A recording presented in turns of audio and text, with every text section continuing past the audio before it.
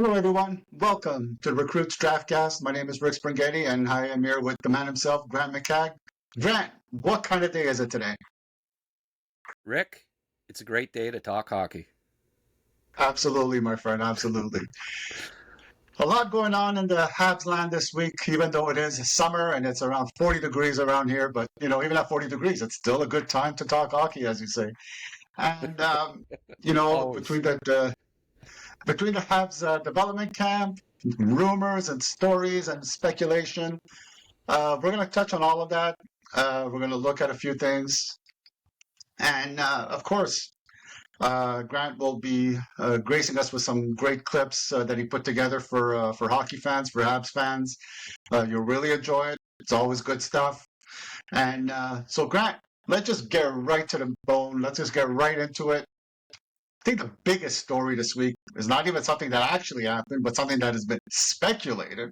Rumors and innuendos. We don't know if it's true, but rumor has it that the Habs were strongly interested in acquiring Jordan Kyrou of the St. Louis Blues. Now, obviously, he is a great hockey player. Almost any team would be better with him in the lineup.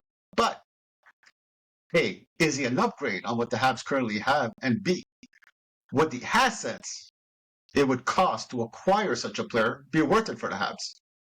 Let me know what you think, Grant. You're the man. Well, I for the first time ever, I got into a bit of a debate on Twitter with a follower, but yeah, okay, maybe Yeah, well, might have been the second time, but a few.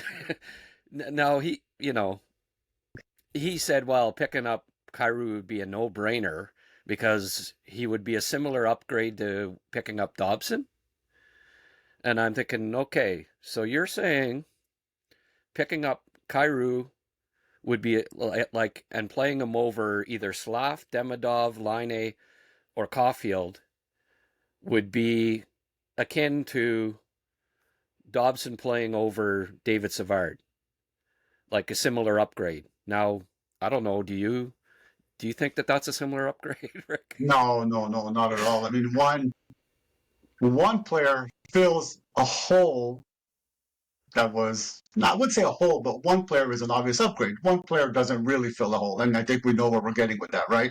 Right. Well, I mean, we're talking about a 25-year-old defenseman replacing a 37-year-old defenseman or Yes. whatever. And Yeah. with Kyrou, it'd be a 27-year-old winger replacing, I don't know, 22 or Hmm. 21 or 19-year-old. Like, the thing is that right today, this year, yes, Kyrou will probably be more productive than Boldu, probably more productive than Demidov, probably more productive than Slavkovsky. Although with Slavkovsky, it's more of I mean, we have to be patient here and remember the age of these guys, right? Now, can we definitively say that in 2 years' time, Carew will be better than Caulfield, Slav, Demidov, and Bolduc? No, you No. know. Um, I mean, Cairew's career high is 75 points 4 years ago. He's a 65 point scorer for his career. I mean, that's good, but all Right. of those guys have that potential. In fact, like, well, Caulfield already is. Slav, I think, will be. Demidov, well, we all expect, 65 points to be a bad year for him in his Right, peak. right. Um, but, 65 points, that's what you could expect over a 27-year-old who's he's in his late prime, right? And then a Hmm. slow decline after that. You know who also has averaged 65 points a season and is the same age as Kyrou? No. Line. Makes sense, So actually. It's true. if he comes back in better shape, more prepared to Yeah. play a full season, Hmm. playing with Demidov instead of the mishmash of wingers that he played with last year, Hmm. can Line will score as many or more goals than Kyrou and Right. be just as productive. Now, people, oh, but Line defensively and this and that. Well, go have a look at Kyrou defensively. Like, Doug Arms. Why is Doug Armstrong trying to get rid of a 27-year-old winger that gets him 65 to 75 points a year? Is it because he's highly competitive, is physical, plays great defensively? No, it Hmm. that's why he's trying to get rid of him, right? There's a reason why they aren't trying to sign him to a long-term contract and pay him whatever he wants, because Doug Armstrong's not entirely certain that Kyrou in a couple of years' time will be one of his top four wingers. Well, why would that be different in Montreal, where I think they have even more promising top four wingers in the organization? And Line, who I think if you have a problem with Line away from the puck, in 6 months' time, people will be grumbling about Kyrou, and his play away from the puck, right? So, Yes, yes. so why trade assets that you may not be able, that you may have to use to get that second line center that everyone swears that they really need, like the true Yeah. need, and then not have them to pick up that second line center later, so that you have maybe a 5-10 point upgrade in points for a player that's not noted, like he was minus 38 or something like that a couple of years ago, Wow. you know, Yeah. not noted to be a great defensive player, not Hmm. physical. Like Slav, it's this poster was, well, he's going to score more. He's better than Slav. Well, you got to remember how old Yuri Yeah, Slavkovsky is. I mean, of course. 250-point seasons basically before the age of 21. You know, like not many people. The the trajectory on him is only that the points are going to only increase. In fact, I would not be surprised if he hits 65 points next year. What is Absolutely. Kairou's career average? 65 points. Yeah. Who is bigger? Who is stronger? Who is more physical? Who will go in the corners? Who will do the spade work, the corner work to get pucks between Kyrou and Slavkovsky? It's Slavkovsky. They Hmm. they don't need another speedy, skilled winger for their top four. They've got they've got Caulfield, they've got Demidov. What they need is Bolduc and Slavkovsky to some physical edge that will get the pucks, muck the pucks out of the corners. I just it To me it doesn't make any sense from any standpoint for them to pick up Kyrou at this point. To what? Maybe have a little more production next year? Well, I don't know that realistically the club, Gorton and Hughes and company, think the Canadians are going to win the cup next year. I think that they're thinking, it's probably a couple of years before they truly contend. Hmm. Well, do you think that in 2 years' time, Kyrou will be getting more points at 29 than Slav at 23? Absolutely not. No, I don't. I really don't. Yeah.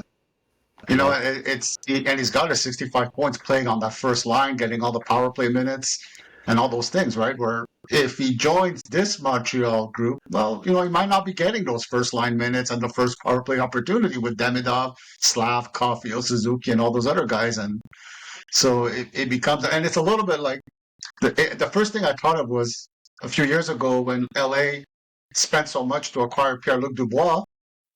And, they paid a lot of money to get him. They paid a lot of money in salary, but they already had two other centers, so they put him on the third line. And, I'm not saying he's not totally without any, blame, if you will, but he was not put in a position to succeed at all playing on that third line and getting paid $8 million a year, where he didn't have any power play time. He didn't really was the guy shorthanded. Well, what do you want the guy to do? He produced very little, but he was not put in a position to produce, and that's what's going to happen. I think if you acquire a Kyrou, somebody's going to have to play on that third line, not get any power play time, not get any opportunities to play with talented players, their production will zip, and then everybody's going to say, well, why isn't he the player that he was supposed to be? Well, you got to put players in the right position too. And that's Yeah. what's going to happen, I think, if Montreal would acquire the Jordan Kyrou, in my opinion. Yeah. No, well put. And I mean, he's another right-handed shot, right? Oh, Took boy, yeah, that too. he took 24 draws the past 2 seasons, so he's not going to solve the, No. the issue with as we're going to get into here shortly with the centers, but it like getting back to like Slavkovsky and this the impatience that people have with him. Uh, I was talking with Liam McGuire the other day, and he Wow. said if social media had been around when Lafleur played, like they'd have run him out That's of so true. town. You know, It's so true. he'd have signed with the Nordiques when he was offered that big contract in 1974. Like, lest we Yeah. forget here, Guy went from 29 goals as a rookie to 28 to 21 in his first 3 seasons. And at that point, he was 23 years of age. Wow. Slav, before the age of 21, had two 50-point seasons, had a 20-goal season. So, like, the large majority of points coming before he turned 21. Like, go look at Mikko Rantanen's stats before he turned 22, or Nate McKinnon, the age of 21 and 22. Exact same point totals as Slav. So you have to take into account, that he's just scratching the surface here, and that I really think that this year he'll get 20 to 30 goals somewhere, 35 to 45 assists, somewhere between 60 and 70 points. Just a natural progression with him. He just has to get off to a decent start. Like, Right. he didn't do Yeah. that the last 2 years for whatever reasons, but I fully expect that Slav will have a better first 40 games. And I mean, if you go by his second half pace the last 2 years, he was probably on pace for 70 points over a year. So if he just got to, like any young player in the NHL, the hardest league in the world, he just has to learn to be more consistent. And Hmm. I'm fully confident that that will happen this year. But Absolutely. yeah, I'm against it. Just you're gonna have to use quite a few assets uh to get Kyrou, and it doesn't fill a need. Like it's not a huge upgrade. It doesn't fill a need, and it'll cost you assets that you could better use to try to get a second line center, I think. Well, Brad, I had a thought as you were speaking, and I heard a lot of people say, you know, Montreal tried to acquire Jordan Kyrou. It didn't work out. So, in the Mayu trade, so they went with Balduc. I wonder if it wasn't the other way around, where St. Louis was hoping to trade Kyrou for Mayu, and they had to give up Balduc to get Mayu, preferring to keep Balduc. Maybe that's a reality too that we're not thinking about, right? Oh, I have little doubt that that's who they wanted. Like Right.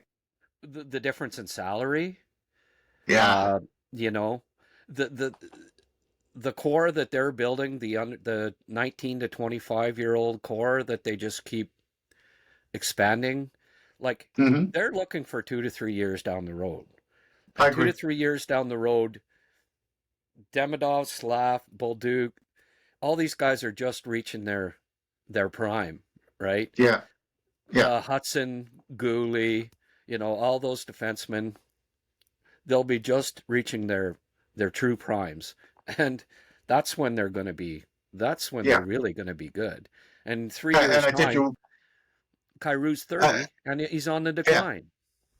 I agree. Oh, totally, totally. And I've been saying this a little bit to people around me that are huge hockey fans and Habs fans. I said, this has been a great rebuild so far, but a rebuild takes a bit of time. Like you acquire all this young talent, and then people think, okay, we've acquired all this young talent. We're ready to be good. But there's a little spot between that when you acquire the talent, and you got to give time for that talent to mature, percolate, if you will. Yeah, Get time to get that experience, learn how to fail, learn how to succeed, and then you're good. And this is the dangerous time of the rebuild where passionate fans will lose that patience and start wanting young guys to produce big time right away. But before Tampa Bay won their 2 Stanley Cups a few years ago, they got eliminated in the first round by Columbus in 4 games, right?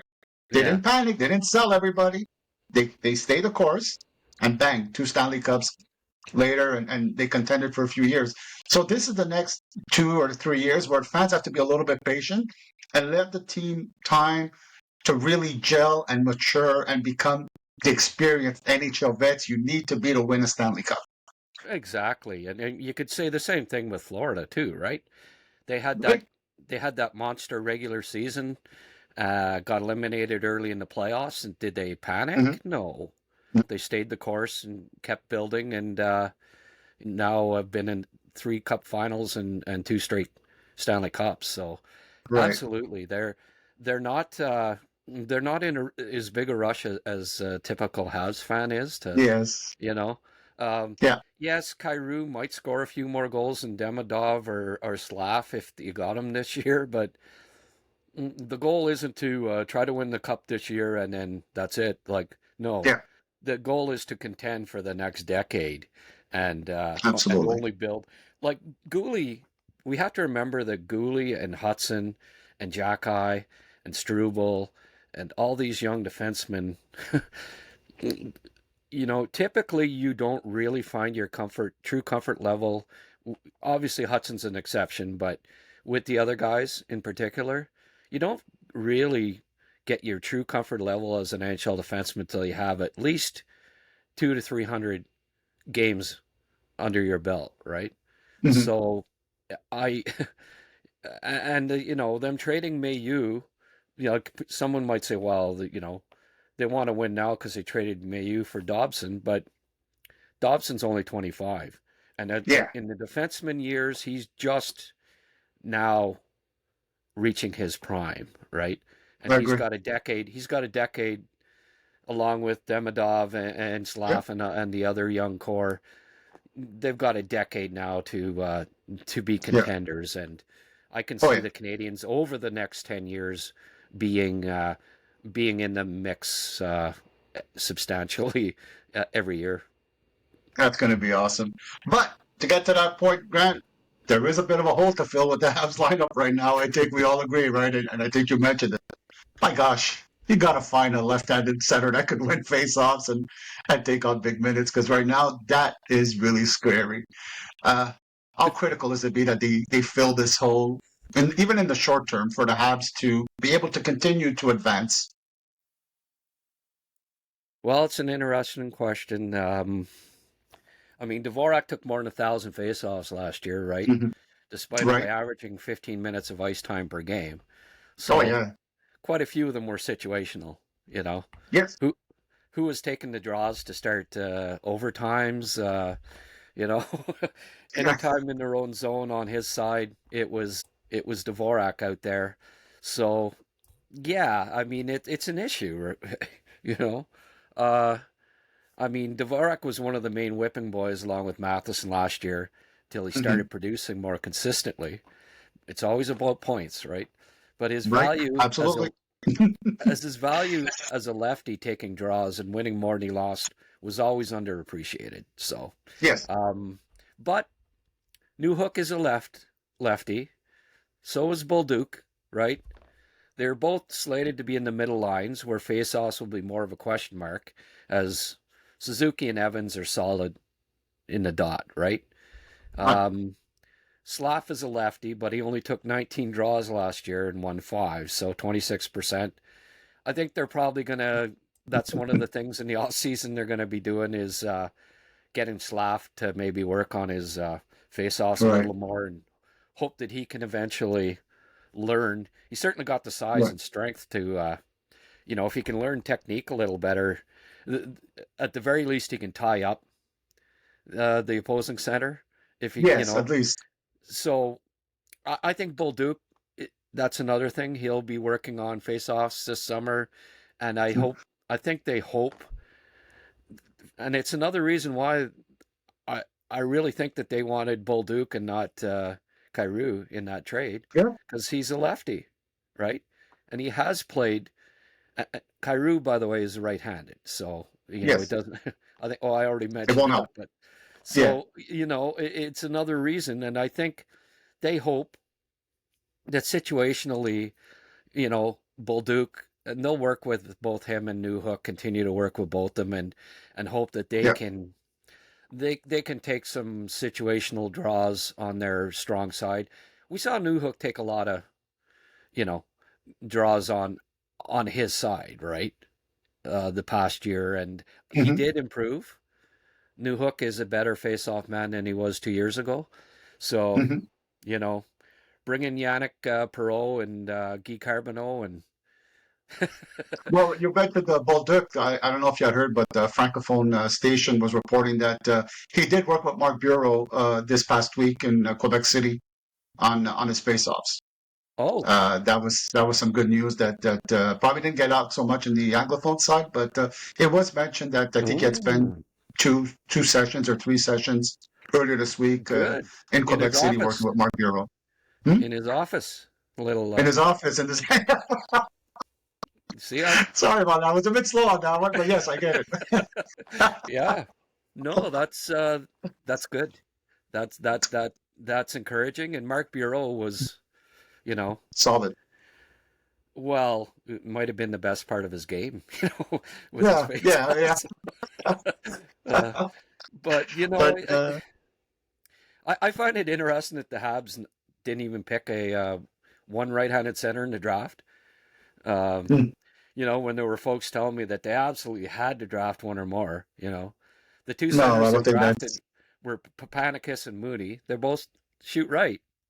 Um, I can't say in all my years of scouting though that it was ever a huge consideration which way the center shoots.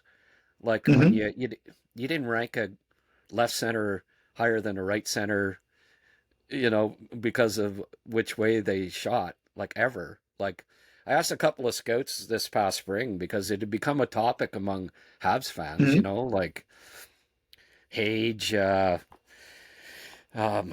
Beck, um, new, Happening. new, or not new, Kapanen, Happening. Yeah. they're all right-handed centers. So all the top center prospects in the system, along with all of the centers other than Newhook, who may end up on the wing, are right. So, but I mean, I asked the scouts, like, did you ever draft a center based on whether he was left-handed or right-handed? And they looked at me like I was from Mars. It's like you pick the best player, right? You You do. worry about that later, but Yeah. yes, now there is, you know, now there is a hole there with Dvorak gone. You know, um, Newhook's the only left-handed center that in the organization that it looks like. So the largest need going into the offseason was to try to find a left-handed second line center, and it remains the one glaring hole. Mm. If they don't get one before training camp, you have to think that Jackeye and Kandata both get long looks in training camp. I don't know if Yeah. there's a spot for either of them, but if they don't pick up left-handed, it it may they may look seriously at starting the year with one of those two in the lineup. I know Kandata got called up a couple times last year, in part I Hmm. think because they needed that left-handed you know guy for Hmm. situational draws. And Right. Jackeye, obviously, I mean, he brings another element too. I don't know. I think he was pretty good on draws last year, but unfortunately, I tried to find, AHL faceoff stats are not something that you can, No. you know. No, they're not easily available. And No, but he is only 20 still, so and it's a hard position to play center. So oh, sometimes exactly. No, I'm more cautious about graduating young centers and asking them to play a somewhat important role. If he's the only player that could take faceoffs on the left hand side with any kind of effectiveness, you run the risk of maybe overplaying him and putting him in a position where he fails. And you never want to do that with a young player. It's just not good for oh, development. It's not fair to the player either. well, they're not going to be putting Jackeye out, you know, No. uh, defensive draw late in the game. Yeah, just because he's a left-handed and Yeah. in his own zone or whatever. No, And I don't. Habs fans did get a bit desperate when we started hearing about Kuznetsov and stuff like that. So you kind of go, oh boy, well, Oh we're not gonna, I don't boy! think they're gonna go there, right? Wow. Did you see that video I posted of his penalties that he took last I year? think I remember you posting that a while ago, and it was like, oh, but I saw clips of him, and I don't think he could keep up with the pace anymore, anyways, of the league. No, He's going to just no. be behind the play all the time, and that's what happens when guys get a lot of penalties. Is because of that. They're behind the play. They have to Yeah. do something to, He he and it's was not going to work. I just don't see it. he was out of You know? shape and Yeah. loafed away from the puck. Several penalties, like they're down a goal or two late in the game on a power play, and he Mhm. takes a offensive zone penalty. Oh, It would just oh, like he'd have been, like I said in my tweet, he'd have been on a slow train to Yakutsk by mid-October if they. You think Marty yeah. was I don't think. you think Marty was hard on Arbor taking a Oh, couple of, you know, needless yeah. penalties. He Kuznetsov had lost about a week with Marty and he'd be gone, Right. on his way No, to I agree. I Siberia. agree. I totally agree. I don't think it's not gonna be the solution, and I don't think. Well, word came out that the Habs are not even considering him, so Oh, I well, think there we're you gonna go. we're gonna be okay with that. Yeah. Uh, Grant, we're gonna move on to some more fun, exciting news for Habs fans. I mean, if we all follow prospects, and third round pick, Arseny Radkov, goaltender, big frame, high potential. He just signed with the Blainville-Boisbriand Armada. What does that mean for his development, Grant? Uh, Sorry, what does it mean? What is it? What is that? How important is that for his development to come to North America as a goaler right away? Considering that he was only playing in the MHL, which is I hate to say it, but it's a much lesser league, I think, than the Q. Yeah. Uh, um, well, like I think you were wondering, like you were asking me yesterday or whatever, do you think it'll be make him adapt quicker Hmm. Yeah. to um Yes.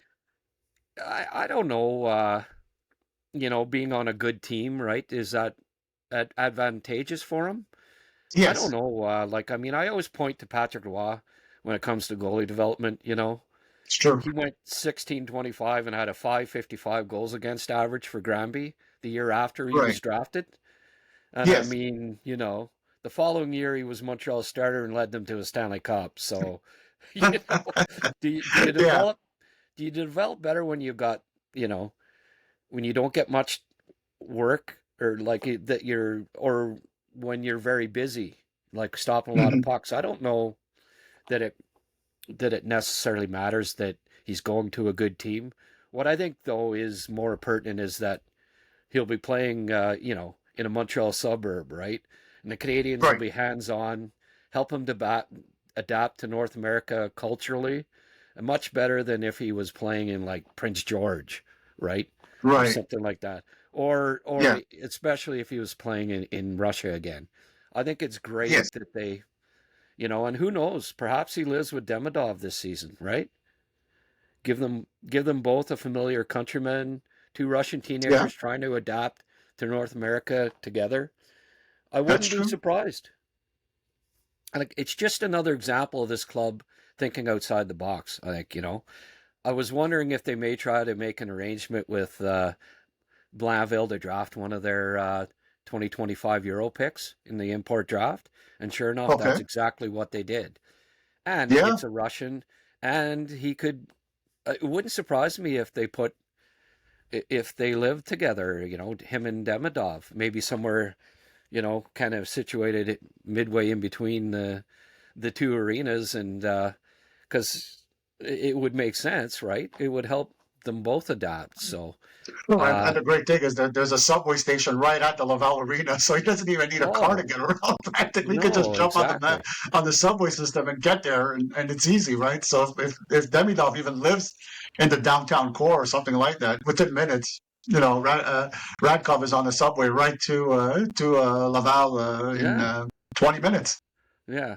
No, I just impressed that why not work with a junior team that's in your city and Right. say, look, why don't you draft this guy? And have it prearranged. Like, listen, kid, we would like you to come to North America.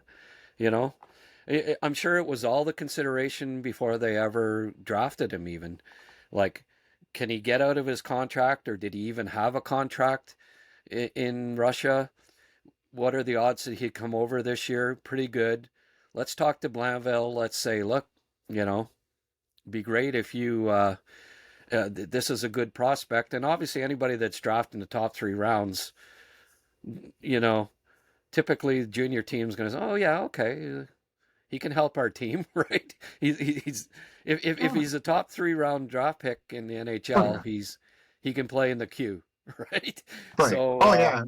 um, I think it's cool that it's not going to hurt him being on a stacked team if they make a long playoff run. That's the part. Like when you ask that question, yes, that I Yeah. think would help him.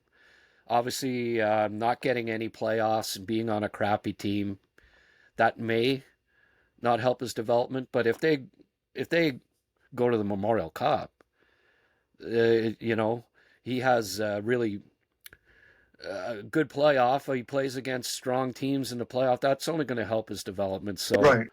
if you ask me, would you prefer that he plays on a strong team that might win their league or play on a crappy team? Yeah, I side towards it being better that he's going to be on a strong junior club. And you made such a great point about him moving in with a demi doll. It didn't even occur to me to make that connection. And it struck me, something just came out in my mind right as you were saying that. Maybe he could live also, Montreal could arrange for him to live with a billet family in Montreal that would, suit him. And one name that came to mind, and it's a bit funny, is that I had heard that Oleg Petrov moved to Montreal, in the Montreal suburb, a few years ago and lives here now. So it'd be interesting to see him move with a former Habs player of Russian descent that did decide to stay in the area. That might be a second option that could be good, maybe. It's something to Yeah, consider. sure. Yeah. No, I'm not sure, what the plan is there, but I do know it doesn't hurt that Demidov's going to have a fellow countryman in the same city that's playing, Yeah, you know, on a team that close by, and that they can hopefully, you know, help each other adapt to North yeah, American culture. It's I think it's a good thing. So yeah, maybe right. Oleg. Who knows? That's a good point by you, and Yeah, you never know. Maybe that's in the cards too. right. And it is advantageous because not for anything, but if he gets picked by Valdor, Montreal could still help out, but he's kind of secluded, and in Blainville, Right. Boisbriand, he's not secluded. He has people around that he could hang around with and just relax. Because I know, like I'm from Italian background, but my Italian is not great, and when I did go to Italy on a trip, and I could get by with the language, but with difficulty, it gets exhausting at the end of the day, and you kind of need an hour or two where you could just speak, your natural language, and it's a good Sure. way to unwind a little bit. So it's all good for Montreal just killing it with some smart decision and good management. Talking about the draft, LJ Mooney was a guy I had ranked very high. Montreal got him in the fourth round. I knew the guy had skills. But he's really impressed at development camp. We've seen some clips, and we meet people who were there talking about it. Uh, you know, he's an undersized player. So we all know that with a lot of skill. But as an undersized player, Grant, what does LJ Mooney do really well that could help him succeed in the NHL? And what is it, as an undersized player, that you think you might have to work on a little bit to compensate a bit for that size? Yeah. Well, he does have to put on some pounds. I mean, we saw him off ice there. He looks just like Caulfield did uh, in his first development camp, right? And you said, "Oh, Hmm. okay, this kid's not going to be playing anytime soon in the NHL." But Hmm. the team knows that he's going to need 3, 4, or 5 years, um, put on some muscle, and it's good that he's going to, University of Minnesota, I do believe, right? Great Yes. facility is good. He'll put on the weight, not too fast, but the right way. Not playing too many games, have the time to add muscle, add some weight, the right way, over Hmm. 2 or 3 years, and then likely turn pro. After 3 years, likely need time in the AHL. Try to keep adapting to the pro game. Um, I expect him to be good in college right from day one. Typically, players as skilled and smart as him adapt. The college game is ideal for them, and I Hmm. think he'll be a good college player right from the start. But that doesn't mean that he's going to be an NHLer. It just means that he'll be good at the college level.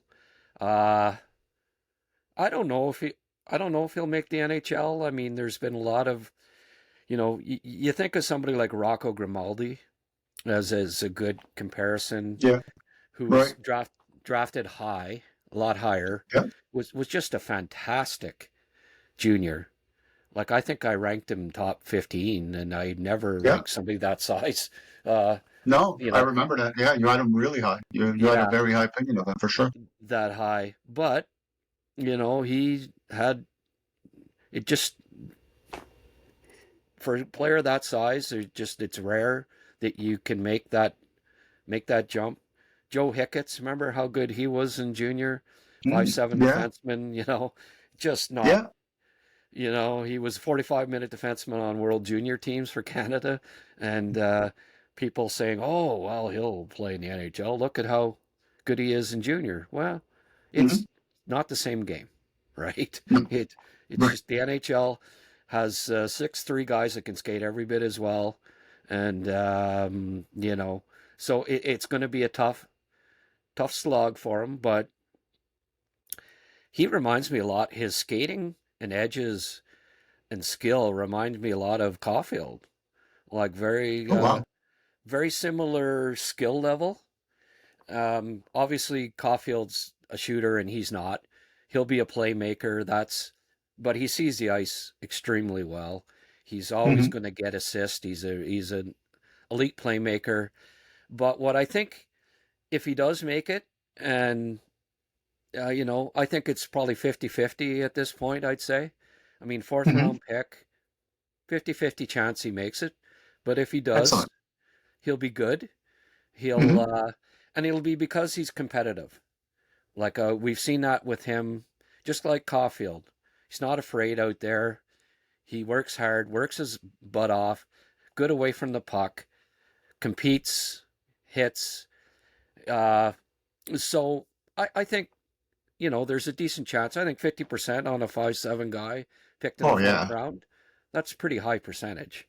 You know. And I find when, it's such a great point about him, not being intimidated. But what I really like is that is physical involvement because of his size. He can't just go in there like a wrecking ball necessarily. It would not be effective for a size player. Oh, He picks and chooses his moments well.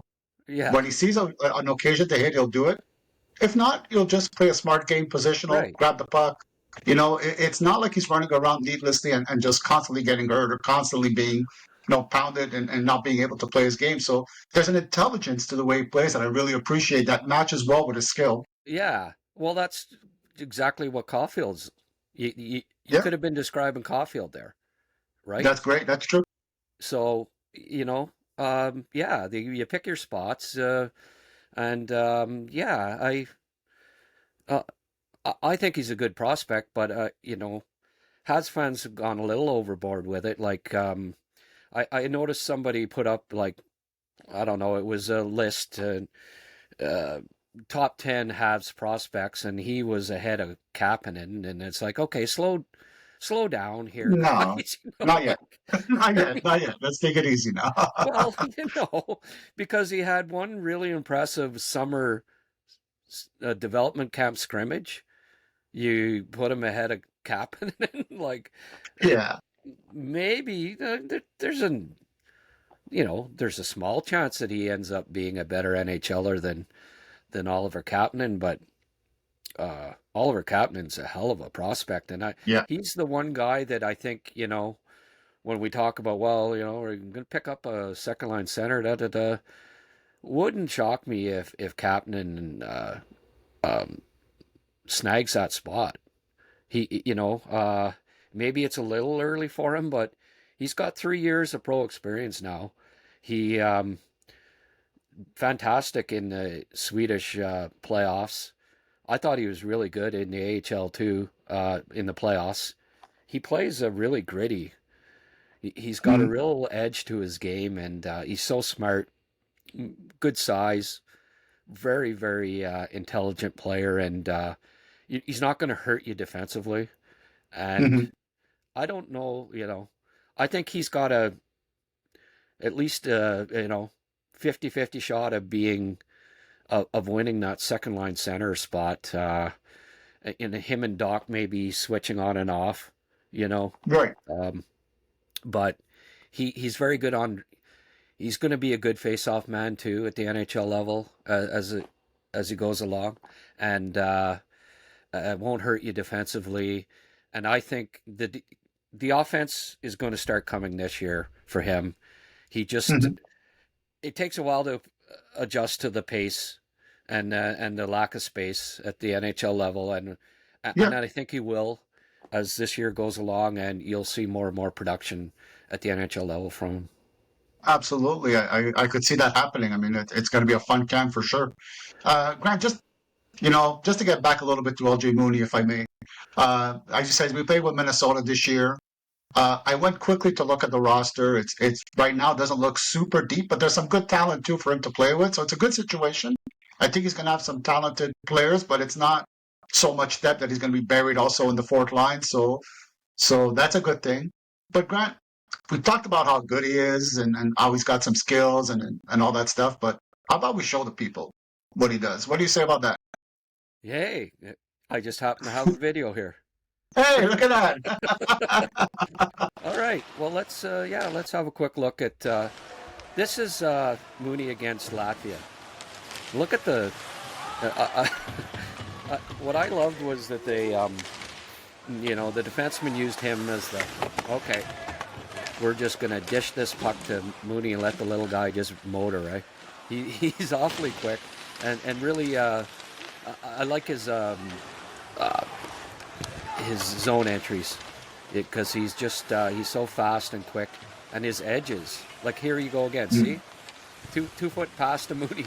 The defensemen love when you when the guy comes back and supports like Mooney does. Right? He's here we go again. Right? That's not hard for a defenseman. My outlet pass is a 2-footer to my centerman and just let him go. Right? So this is where I think he'll be effective in college, and it may not be right away. Like it's not an easy adjustment, No. but we have seen in the last few years that kids, especially in the development program, that are good, do make the are productive in college as freshmen right away. Like Right. very few of the you can name any of the top guys. They all had productive freshman years, whether it be Perot or Hughes or Caulfield. You go on and on, like Celebrini, um, Perot, Leonard. All these guys were good right away in college. Now, I'm not saying that Mooney's as good as those guys, but you see that pass that he just made there. I am blabbing away and not talking about it here. No, I'm no, you're not gonna explaining stuff, and we're seeing it. We're seeing the skill. right here. Yeah, like he gets Wow. this pass here Oh, right on the tape. He had some right through a chemistry. bunch of players. Yeah, he's look at the edges. That's where he Yeah. reminds me of Caulfield a bit too. Very quick and good edges. And obviously when you're 5'7", you want to make the pros. You gotta have some of that Yeah. dynamic skating ability, and he does. Look at that pass. Nice, nice little dish back, but definitely, definitely has good playmaking ability. Now, will he be a center at the NHL level someday?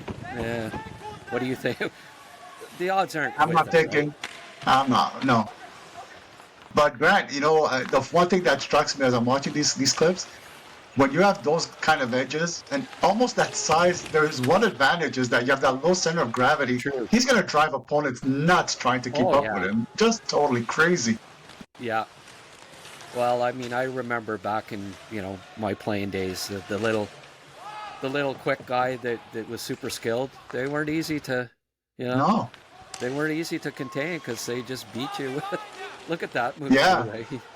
He like all of these clips are pretty exciting.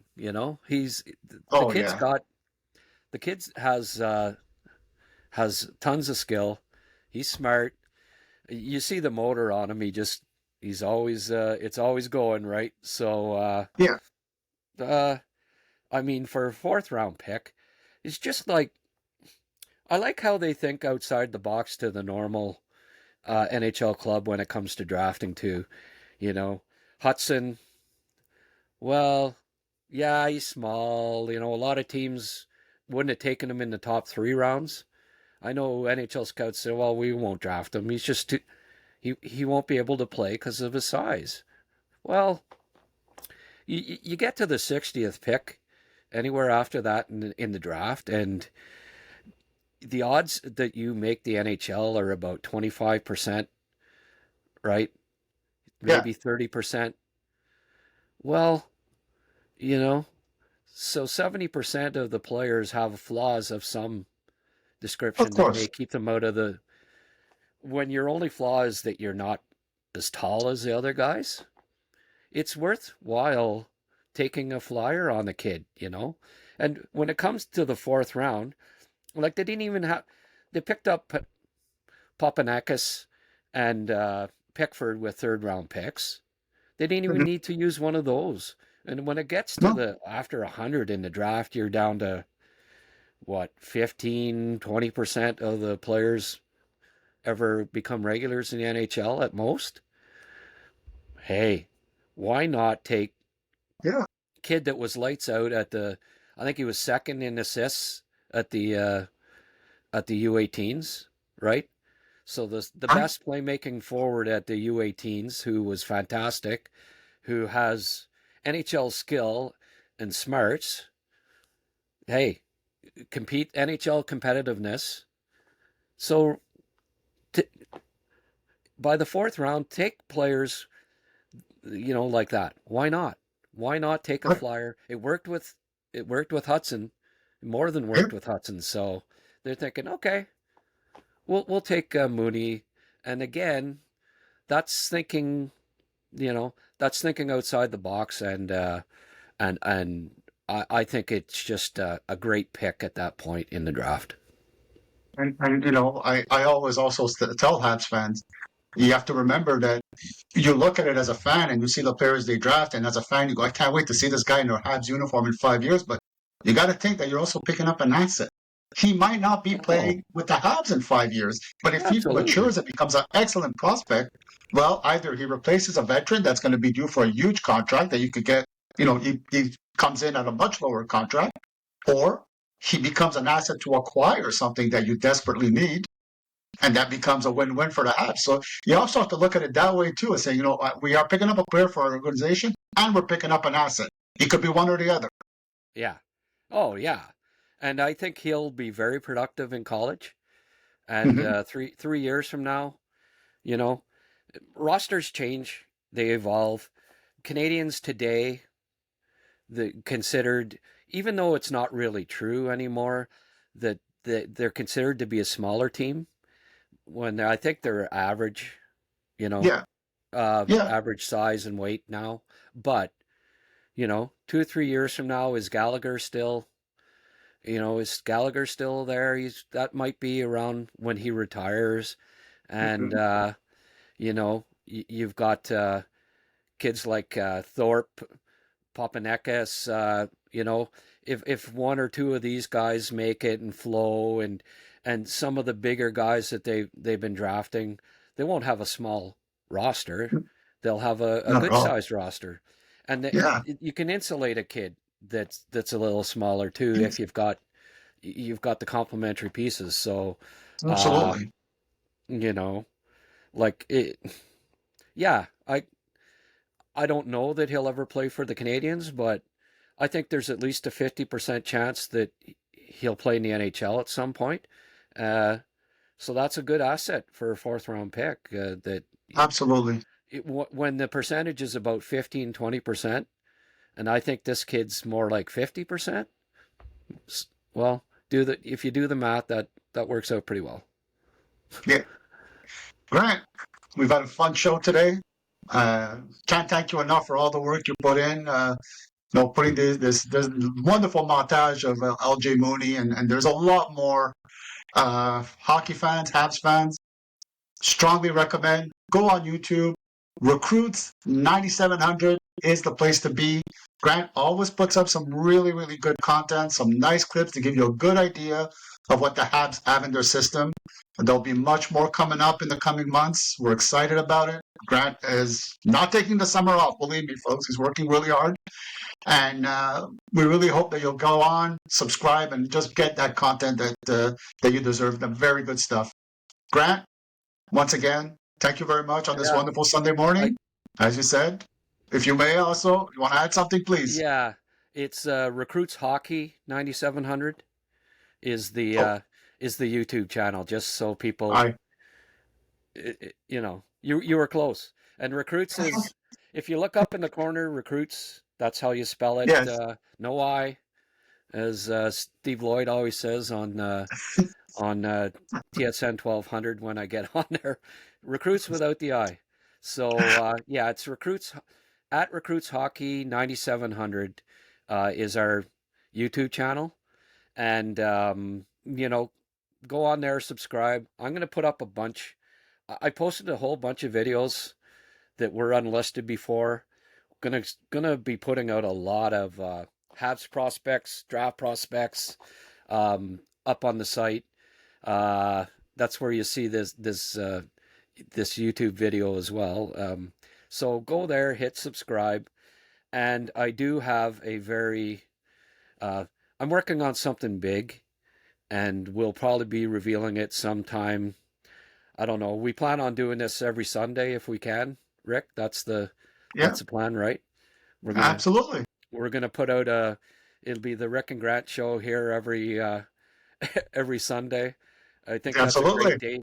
It's a great day to you know to to uh, to have a podcast. I think because especially once the season gets going and the Habs play every Saturday night, you know, we'll talk about the Habs and the Rocket Sunday by noon, and hope that everyone tunes in. I'm excited about that. But there's some other. I've got an even bigger project that I'm working on, and sometime over the next month, uh, I'll reveal what that's all about. I'm excited, Grant. I think it's going to be a great Sunday mornings we're going to have together. Fans could sit down, have their morning coffee with us, and really get Yeah, to listen to some good Habs talk. yeah, for sure. I look forward to it, Rick. And it couldn't be with a nicer guy, so I'm pretty Thanks, pumped Grant. for it. Thank you very much. I'm really thankful for this opportunity. So, Grant, Habs fans, have a great week, and we'll see you soon.